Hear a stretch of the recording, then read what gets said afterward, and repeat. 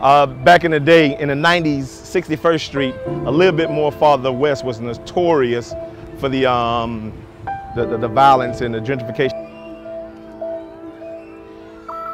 Well, due to the recent gentrification, I'd say about the last 10 years, with the housing market going up and down, the bubble bursting and stuff like that, the various homicides and different high crimes in the area, then it made the property, well, cheaper because people are moving out. But then again, we don't have enough people that's moving back in to like economically restructure the foundation of the community.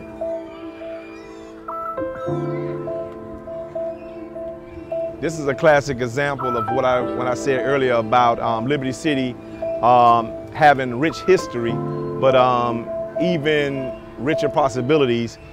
Historically, this was an asset.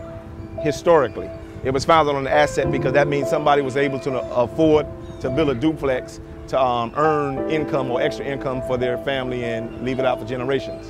But a lot of them are being abandoned, whether it be by way of the elderly owning them back in the 60s, purchasing them in the 60s, and they're retiring or they're just dying out, and the kids that they might have sent to college never really return back to Miami because they don't see any real economic opportunities. So the houses are either being abandoned or foreclosed on. So fortunately, this area right here has more inspiration than it do, I guess, deformation or whatever the case may be, for the lack of a better word.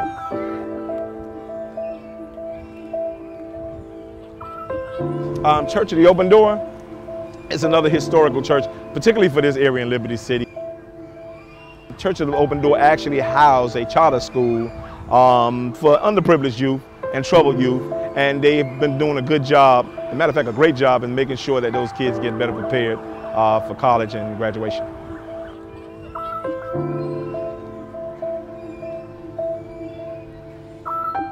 Placed on the corner right there is actually a union hall, right across the street from it. Across the street? Okay. That's a union hall. The green one is actually a cleaners, the dry cleaners.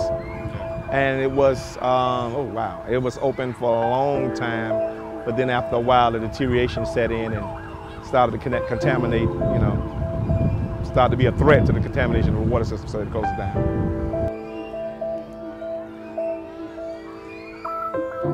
Yeah, that's the police station. Right on the corner, right across the street, you can't miss it. It doesn't look like all the police cars are housed in the back part of it. And they're one of the major partners of Tacosi Center too. So we do, especially when it comes to community relations, we do a lot of community relations meetings here as it pertains to hurricane awareness, preparedness, and all that other stuff. Tacosi, and the good thing about it, Tacosi has two things going for it. It has a rich history, but they have an even richer possibilities.